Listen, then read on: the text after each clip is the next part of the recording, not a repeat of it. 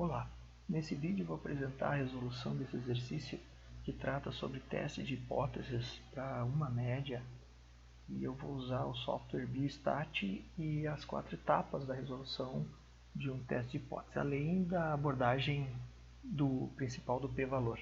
Então vamos lá. No passado, certo grupo de máquinas acusou o tempo médio entre reparos de 200 horas de operação. Os operários do departamento acabam de completar um programa de treinamento que enfatizou a manutenção preventiva da maquinaria. Os 15 defeitos que se seguiram apresentaram um tempo intermediário médio de 210 horas, com desvio padrão de 11 horas. Isto constitui evidência de que o tempo médio entre falhas tem aumentado, considerando um nível de significância de 0,025. Bom, a ideia do problema é a seguinte.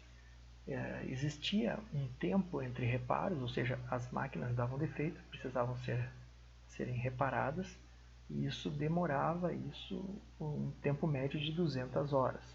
Então, procedeu-se um treinamento dos operários para que, através de uma manutenção preventiva, as máquinas demorassem mais tempo sem darem defeitos, sem necessitarem de reparos.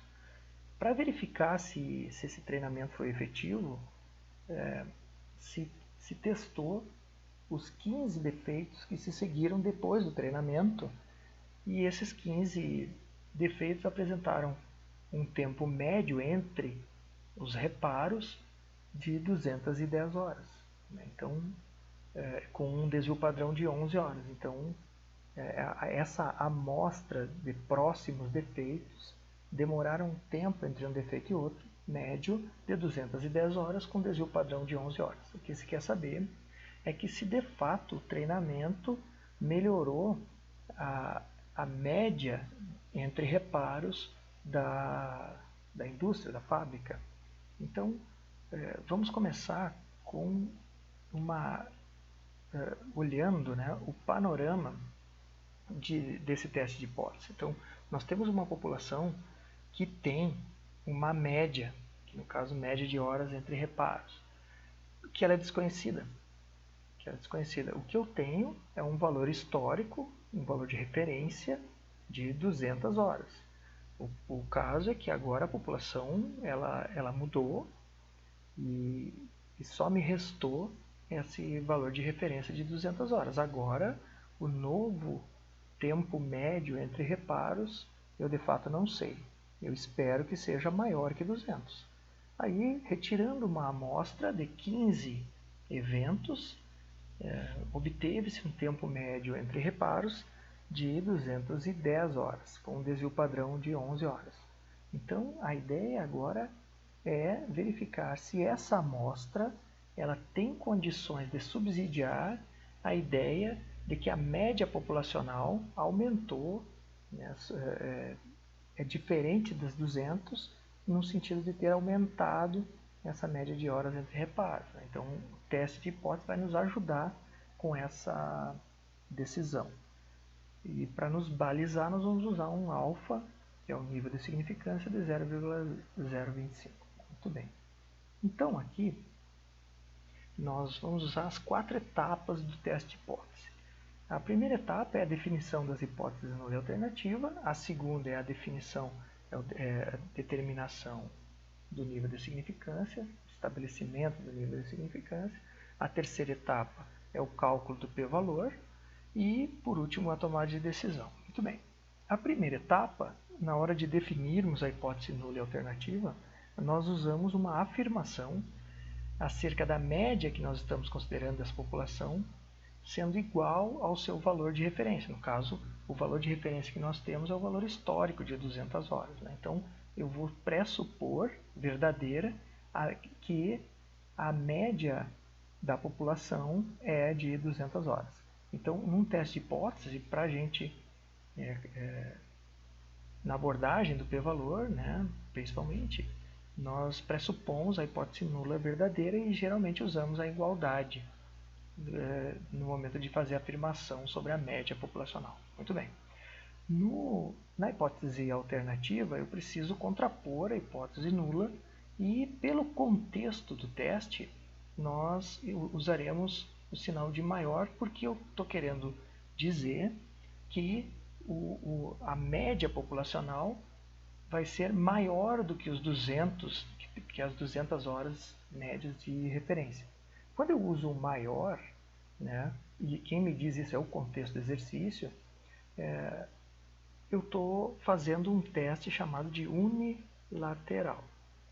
Se eu tivesse usado aqui simplesmente diferente para contrapor o igual do H0, eu usaria um teste bilateral. Então, no nosso caso, é um teste unilateral. Muito bem. A segunda etapa, que é o nível de significância, é o estabelecimento de uma espécie de valor limítrofe, onde eu vou comparar o meu p-valor. É claro que isso é um resumo muito simplista do nível de significância, mas como nós estamos nesse exercício nos atendo ao formato, à forma, à mecânica da resolução, para isso nos basta.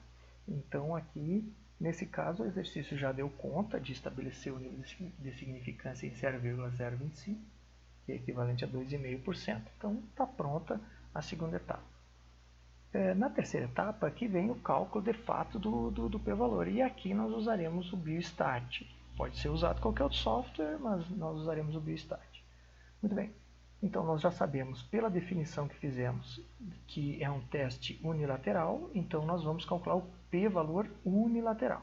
Então vamos usar o biostat para isso. Estou com ele aqui aberto.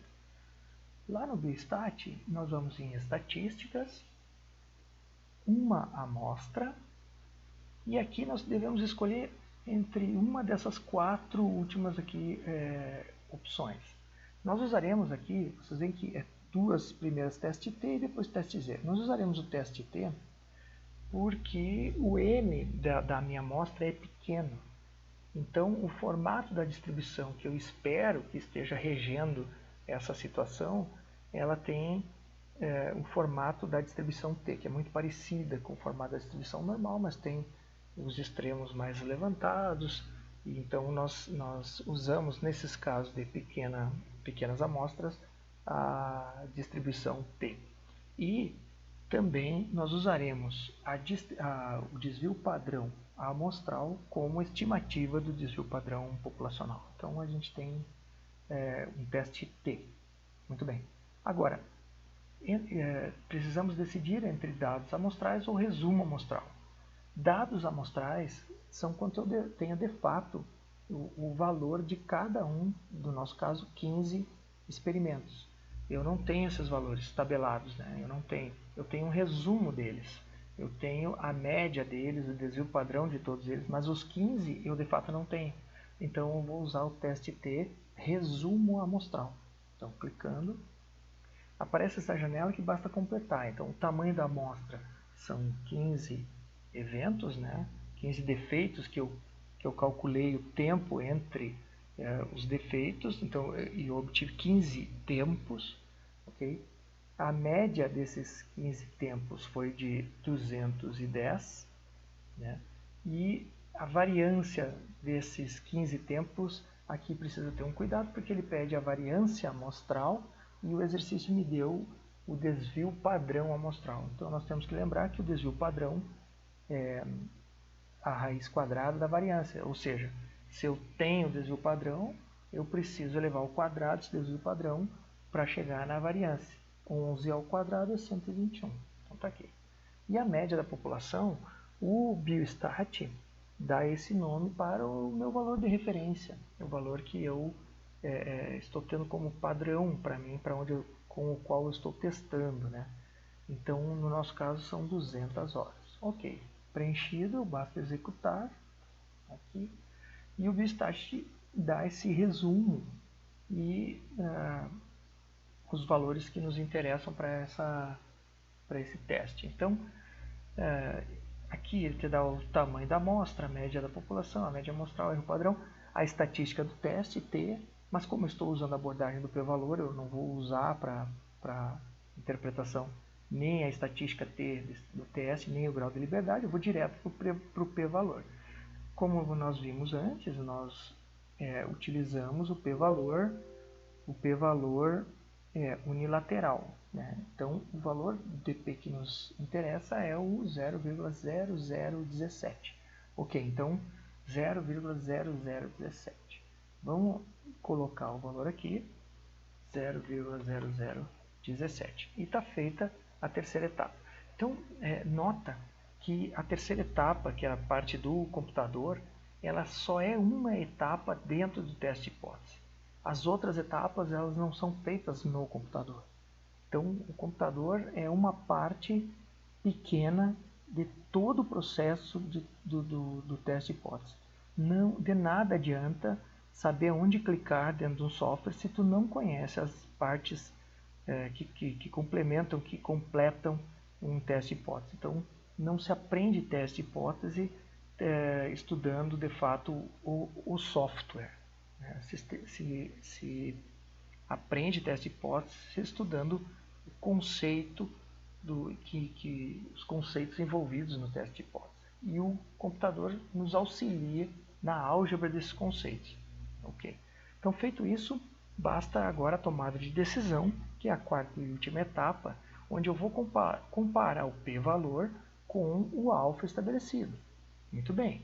Como o nosso p-valor, que é 0,0017, é menor do que 0,025, a decisão que o teste nos sugere é rejeitar